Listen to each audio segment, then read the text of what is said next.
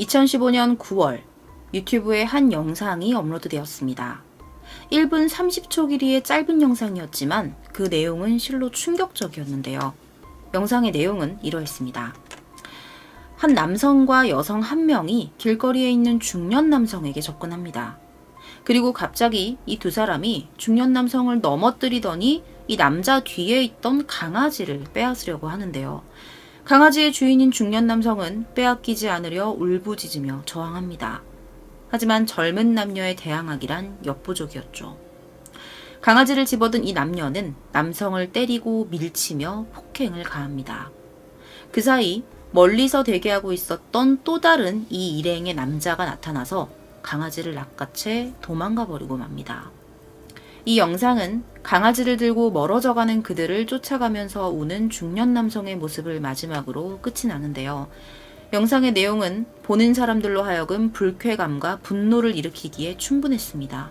대체 강아지를 빼앗은 그들의 정체는 누구였을까요? 그리고 이런 짓을 할 만한 어떤 권리라도 가지고 있었던 것일까요?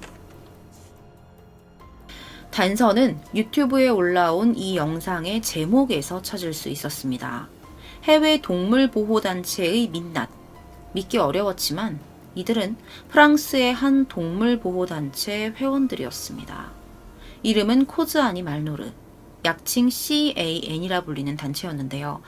영상 속에 하얀 모자를 쓰고 있는 남성이 대표였고 나머지는 회원들이었습니다. 영상에 덧붙여 있는 설명에 따르자면 이들이 습격한 중년 남성은 노숙자였고요. 강아지는 이 노숙자의 반려동물이었다고 해요. 그렇다면 혹시 이 노숙자가 강아지를 학대해서 강아지를 구출하기 위해 동물보호단체가 나섰던 건 아니었을까요? 이렇게 추측을 우리가 해볼 수 있겠지만 사건의 진실은 전혀 달랐습니다. 이유는 능력도 없는 노숙자가 강아지를 키우면 안 된다는 것이었어요. 100번 양보해서 이들의 주장이 타당하다고 하더라도 그 방식은 도를 넘어도 한참 넘은 거겠죠. 경찰과 동행한 것도 아니고 어떤 권한이나 자격도 없는 패거리들이 한 사람을 습격해 폭력을 가하고 동물을 빼앗는다는 건 설명할 필요 없는 범죄였습니다. 영상에서 볼 수 있는 주변 사람들의 반응으로도 이 같은 사실을 확인할 수 있습니다. 사건이 벌어진 곳은 많은 사람들이 오가는 프랑스 파리의 거리였습니다. 당연히 이 장면을 수십 명의 사람들이 목격했겠죠. 영상을 자세히 보면 노숙자를 폭행하는 것을 말리려는 행인들을 막아서는 CAN 회원의 모습도 확인할 수가 있었고, 주인에게서 떨어져 공포에 질려 우는 강아지를 안고 도망가는 회원들을 향해 역겹다며 비난하는 미국인 관광객의 목소리도 담겨져 있었습니다. 행인들이 봐도 이 동물보호단체의 행동은 공감을 얻기 힘든 것이었죠. 이 패거리 중에 여자 한 명이 있다고 말씀을 드렸죠. 그녀는 강아지를 강탈한 다른 회원들이 도망간 자리에 남아서 자신들이 왜 이런 행동을 하는지에 대한 이유를 마치 웅변이라도 하듯 설명합니다. 하지만 돌아오는 반응은 너네들 동물보호단체 맞냐? 상황 파악은 제대로 한 것이냐? 라는 사람들의 거센 항의뿐이었습니다. 유튜브에 올라온 이 영상은 5일 만에 무려 180만에 달하는 조회수를 기록할 정도로 큰 관심을 받게 됩니다. 영상은 온라인을 통해 빠른 속도로 확산이 됐고요. CAN을 향한 비난 여론이 들끓었죠. 특히 피해 노숙자가 청각장애인이었다는 점과 개를 학대하지 않고 오히려 아주 아껴주던 사람이었다는 사실이 알려지자 여론은 비난을 넘어 분노하게 됩니다. 이 언론을 통해 알려진 노숙자의 이름은 윌리언, 강아지의 이름은 린다였습니다. 윌리언의 가방을 열어보니까 그 안에는 강아지를 도둑맞던 그날에도 자신의 식량보다 강아지 음식이 더 많았다고 해요. 분노한 프랑스 국민들은 경찰에게 이 사건에 대해 수사해 줄 것을 요청하는 청원을 올리고 서명운동에 들어갑니다. 무엇보다 사람들은 그렇게 끌려간 강아지의 안전부터 걱정했는데요. 이 강아지의 행방이 다시 확인된 것은 페이스북을 통해서였습니다. 사건 발생 하루가 지난 9월 20일 CAN이 자신들의 페이스북 페이지에 강아지의 이름을 비건이라는 이름으로 지어서 사진을 올렸고요. 새로운 주인을 찾는다는 포스트를 올렸던 거죠. 그런데 이름은 왜 비건이었을까요? 동물보호단체 내에서는 동물과 가축을 죽이지 말아야 한다는 신념으로 채식주의를 실천하는 이가 많다고 하는데 CAN 내부의 채식주의자가 강아지의 이름을 새로 지은 것으로 보였습니다. 단번에 이 강아지가 사건의 강아지인 린다라는 것을 알아본 네티즌들은 CAN을 격렬히 비판하는 댓글을 달기 시작합니다. 그리고 이 포스트는 며칠 만에 삭제돼요. 첫 포스트 후 이틀이 지난 9월 22일 CAN의 대표인 앙토니 블랑샤르가 이번 사건에 대한 입장을 밝힙니다. 해당 강아지 린다가 공격성을 줄이는 약물을 노숙자에게 강제 투여받았고 이 때문에 강제로 강아지를 주인에게서 떨어뜨릴 수밖에 없었다라는 내용의 공식 입장을 발표합니다. 여기서 말하는 공격성을 줄이는 약물이란 노숙자들이 반려견에게 진정제 성분의 약물을 투여해서 지나가는 사람들에게 경계심을 가지지 않게 만들고 동냥을 쉽게 만드는 약물이었습니다. 실제로 이로 인해 처벌된 사례도 있었고요. 그런데 약물은 이번 사건과는 전혀 무관한 근거 없는 내용이었습니다. 한마디로 불붙은 여론에 물타기를 시도한 거죠. 수의사들과 동물행동 전문가들은 영상 분석을 하면서 당시에 강아지가 격렬하게 저항하고 울부짖는 모습을 보면 이런 약물을 주입한 강아지로는 보이지 않는다는 의견을 내놓습니다. 이로 인해 비판 여론은 오히려 거세졌죠. 수많은 사람들의 주장에 대한 근거를 제시해라. 강아지 혈액 샘플 검사를 해봐라. 이러한 요청에도 불구하고 CAN 측에선 실제 강아지가 약물을 투여당했는지에 대한 증거를 끝까지 제시하지 못했습니다. 그리고 무엇보다 노숙자 윌리언은 약물을 살 돈조차 없었습니다.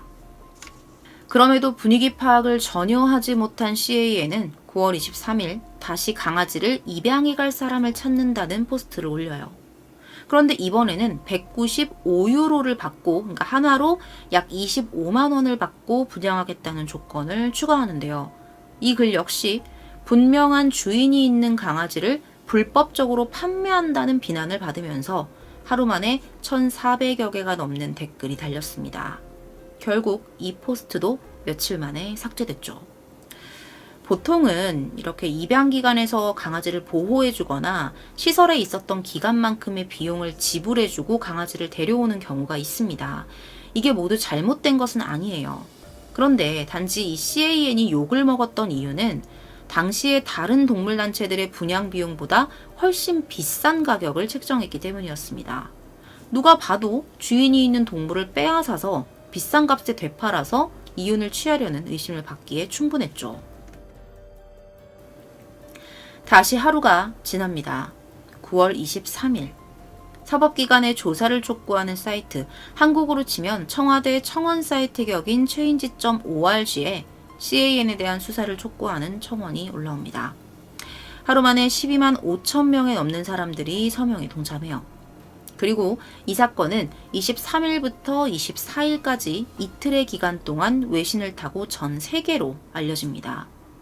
여기에서 노숙자 윌리언을 향한 사람들의 도움도 이어졌어요. 한 프랑스인은요, 개인적으로 윌리언을 찾아가서 그의 근황을 인증샷과 함께 SNS에 올리기도 했습니다. 현재 윌리언은 무료로 변호를 해주겠다고 자청한 변호사를 위임한 상태고 사람들의 지지를 받아 매우 기쁘며 위안이 되었다는 소식을 전해주었죠. 또한 윌리언 후원 사이트를 만들어 후원금 사용 내역을 공개하기도 했습니다. 프랑스 경찰은 페이스북을 통해 CAN을 폭행과 절도 행위로 수사 중임을 밝혔습니다. 그리고 일주일이 지난 10월 1일 경찰은 CAN의 대표인 블랑샤르에 대한 구속 수사에 들어갑니다. 블랑샤르는 절도는 시인했지만 폭행 사실은 인정하지 않습니다. 그러면서 강아지를 돌려주는 조건으로 합의를 요청하는데요. 윌리언이 이 조건을 수락합니다. 다시 린다를 만나고 싶었던 거겠죠. 결국 강아지 린다는 무사히 윌리언의 품으로 돌아오게 됩니다. 강아지를 받아든 윌리언은 기쁨의 눈물을 흘렸습니다. 옆에 양복을 입은 남성이 무료 변호를 자처한 변호사입니다. 프랑스에서는 노숙자의 대부분이 반려동물을 키운다고 해요. 윌리언만이 특별한 경우는 아니었는데요. 프랑스 정부는 이미 노숙자 반려동물들을 위한 보조금이 지원되는 제도까지 정착된 상태였습니다. 때문에 노숙자들이 가난해서 동물을 키울 권리도 없다라는 이 CAN의 주장은 설득력이 떨어졌던 거죠. 일부 노숙자들이 이를 악용해서 정부 보조금을 타내기 위해 유기견을 키우는 경우도 있습니다. 하지만 이 사건의 경우 보조금을 더 받으려고 큰 개를 키우고 동량을 더 받기 위해서 개를 방치하고 굶기는 그런 경우는 아니었어요. 일단 린다는 보조금이 적게 나오는 소형견인데다가 잘 먹어서 발육 상태도 좋았습니다. 또한 개와 주인 모두 강탈에 저항하고 있는 모습을 보면 서로에게 깊은 애정이 있는 모습을 느낄 수 있죠. 그리고 중요한 건 CAN 측은 주장만 늘어놓았지 본인들이 주장한 부분에 대한 근거는 제시하지 못했다는 것입니다. 대다수의 여론도 수많은 유기견들이 안락사당하는 마당에 책임감 있게 개를 키우며 어려운 상황에서도 끼니를 챙겨주고 정을 주었던 주인인데 단지 노숙자라는 이유만으로 동물학대범 취급을 하는 것은 옳지 않다는 반응을 보였습니다. 그리고 무엇보다도 사료나 강아지 용품을 지원하거나 노숙자 주인과의 협상을 통해 값을 지불하고 강아지를 데려오는 방식도 충분히 가능했었음에도 불구하고 학대에 대한 그 어떤 증거도 없는 상황에서 폭력까지 동원해 강아지를 강탈한 것은 어떠한 변명으로도 용서받을 수 없는 것이었습니다. CAN에게 동물보호단체의 탈을 쓴 폭력 집단이라는 비난이 쏟아지는 것도 어떻게 보면 당연한 결과라고 할 수 있었죠. 프랑스 전역을 분노케 한 이번 사건은 다행히 큰 탈 없이 주인과 강아지가 다시 만남으로써 일단락되었습니다. 하지만 어린 강아지를 가족에게서 강제로 떨어뜨려 극도의 트라우마와 스트레스를 안겨준 이 사건은 이후 과격한 동물보호단체 관련 사건에서 빠지지 않고 등장하는 사례로 남게 되었습니다. 오늘 준비한 사건 파일 리뷰 컨텐츠는 2015년 프랑스에서 발생한 노숙자 강아지 강탈 사건이었습니다. 시청해주셔서 감사합니다.